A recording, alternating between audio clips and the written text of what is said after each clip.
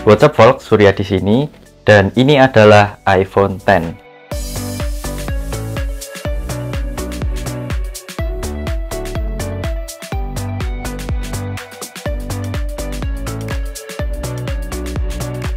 Gak kerasa iPhone Legend ini umurnya udah 5 tahun. Kenapa gue bilang Legend? Karena desain iPhone X ini menjadi trendsetter baru smartphone dengan layar full view dan juga notch pada saat perilisannya. Desainnya juga benar-benar revolusioner. Gak lama setelahnya, makin banyak smartphone lain yang mulai ikutan pakai desain kayak iPhone X ini. Kalau urusan inovasi sih Apple memang juara ya. Remnya pakai bahan stainless steel di sini, kerasa lebih premium daripada iPhone 8 yang masih pakai bahan aluminium. Bodi belakangnya terbuat dari kaca, yang mampu menambah kesan premium di iPhone ini. Ada setup dual kamera yang numpuk ya, masih belum boba-boba macam iPhone 14. Setup kameranya ini menonjol guys, jadi kalau mau taruh HP-nya harus hati-hati. Kalau pakai case pun ya harus tetap hati-hati. Gak mungkin juga kan gue saranin kalian untuk gak hati-hati. Logo Apple-nya pun masih di atas ini, belum di tengah. Di bagian bawah ada lubang speaker dan juga mic. Di bagian kiri ada tombol volume dan juga mute switch. Di bagian kanan ada tombol power. Gak lupa juga di bagian notch ini ada kamera depan, earpiece sekaligus speaker, dan juga Face ID. Saat digunakan, feel di genggamannya terasa solid. Sama sekali gak ada kesan ringkih. Oh iya, desainnya ini masih curve ya, belum mengkotak macam iPhone 14. Jadi buat sebagian orang, iPhone X ini terasa nyaman saat digenggam. Overall dari segi desain, menurut gue iPhone X ini memang bagus. Mulai agak kelihatan klasik desainnya. Udah mulai terasa sedikit usang, tapi masih legend ya. Good job Apple. Layarnya berukuran 5,8 inch, Super Retina OLED, HDR10, dan juga support Dolby Vision. Ini juga jadi iPhone pertama yang pakai layar OLED. Enak dipakai untuk apapun.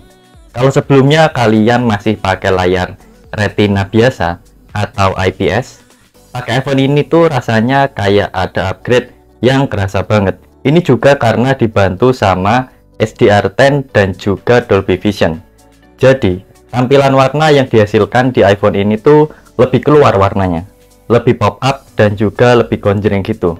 Nah, kalau sebelumnya kalian pernah pakai layar AMOLED-nya Samsung, Super AMOLED itu, ya hampir mirip-mirip lah feel-nya. Di mata rasanya kurang lebih hampir sama. Untuk nonton Netflix, nonton drakor atau sekedar konsumsi sosial media udah jelas enak guys. Kalian bakalan betah pakai iPhone X ini. Dipakai satu tangan masih terasa nyaman ternyata. Gue bisa jangkau semua sudut layar dengan mudah. Dipakai ngetik juga nyaman, terasa responsif dan juga minim typo, meskipun ngetiknya cepet. Cuma di sini sayangnya layarnya masih 60 Hz ya. Jadi kalau scroll-scroll gitu nggak sesmooth HP-HP zaman sekarang. Overall untuk layar iPhone X ini menurut gue masih cukup memuaskan. Kemudian speakernya. Di sini udah pakai stereo ya, dan suaranya terasa cukup bulat, volumenya cukup nyaring dan enak dipakai untuk nonton maupun sekedar konsumsi konten sosial media.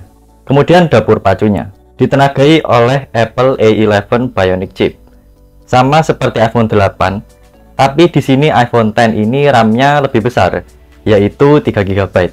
Bentar. Emang kalian peduli ya RAM-nya iPhone ini ada berapa? Dipakai untuk kebutuhan sehari-hari sebenarnya udah lebih dari cukup kok. Buka tutup apps dan multitasking masih nyaman dan gegas. Cuma terkadang kalau lagi dipakai browsing di Safari gitu, apalagi kalau pakai seluler data, suhunya ini jadi gampang panas guys. Apalagi setelah update ke iOS 16.2 ya. Memang sih Apple gak nurunin performa iPhone lama di iOS 16. Semoga aja di update selanjutnya bisa diperbaiki ya. Gak enak soalnya kalau lagi browsing sambil multitasking di Notes misalkan, suhunya itu jadi gampang panas. Benar-benar mengganggu kenyamanan kita. Bahkan gue juga sempat iseng edit video di Canva. Juga cepet panas dan sempat beberapa kali macet gitu guys ngeditnya. Mau gak mau harus keluarin apps-nya. Uniknya kalau dipakai untuk edit video di CapCut atau LumaFusion, justru suhunya lebih adem. daripada saat dipakai browsing Safari atau edit video di Canva. Sama sekali lancar, hampir gak ada patah-patah atau macet-macet. Nah, semoga aja ini cuma bug iOS ya, jadi bisa segera diperbaiki. Kalau untuk future proof, gue gak berharap banyak sih. Dapat iOS 17 juga syukur, gak dapet juga gak apa-apa. Masih bisa lah dipakai 1-2 tahun lagi, karena performanya masih cukup oke untuk penggunaan sehari-hari. So, untuk urusan performa, gue bisa bilang cukup aja untuk iPhone X ini. Kalau dipakai main game juga gampang panas, jadi kurang nyaman, folks. Gue juga kurang rekomendasiin iPhone ini untuk main game ya. Oh iya, buat kalian yang belum subscribe, jangan lupa subscribe supaya gak ketinggalan video terbaru dari channel ini. Gue juga sering upload video short juga yang biasanya update seputar berita dan juga jawabin pertanyaan-pertanyaan kalian yang ada di kolom komentar. Oke, lanjut lagi. Baterai di iPhone ini terasa cukup boros. Battery health-nya sekarang ada di 71%. Sehari ngecas 2 kali udah jadi hal yang wajar dilakukan. Pemakaian juga masih tergolong ringan hingga medium. Cuma untuk sosmed dan sesekali nonton YouTube atau nonton Twitch. Screen on time yang didapat rata-rata sekitar 3 jam aja guys. Kalau beli bekas memang sulit ya untuk dapat unit yang battery health-nya di atas 90%. Mengingat umur iPhone ini sudah cukup tua. Jadi kalau misalkan kalian pengen baterainya prima gitu performanya, kalian bisa spare budget lagi untuk ganti baterai iPhone-nya supaya battery health-nya balik lagi ke 100%. Kameranya di sini punya setup dual kamera, 12 megapiksel wide dan juga telefoto. Support perekaman video hingga 4K 60 fps. Dan udah ada OIS-nya. Untuk kamera depan berukuran 7 megapiksel, support hingga Full HD 30 fps. Untuk upload di sosial media sih lebih dari cukup. Sebenarnya kalau mau lebih bagus, itu ada guys iPhone SE 2020 yang range harganya ternyata kurang lebih hampir sama.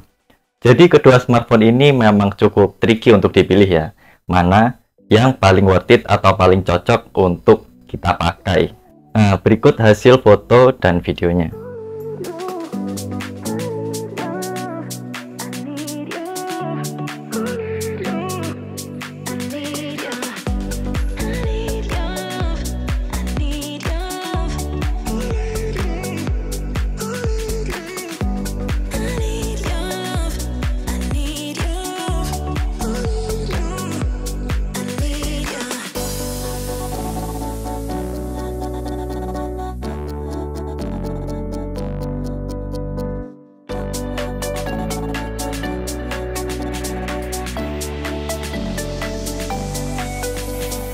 Untuk fitur tambahan, iPhone ini udah dilengkapi dengan NFC, so kita bisa cek saldo atau top up e-money dengan mudah. Gak lupa juga ada sertifikasi IP67, tahan air dan debu.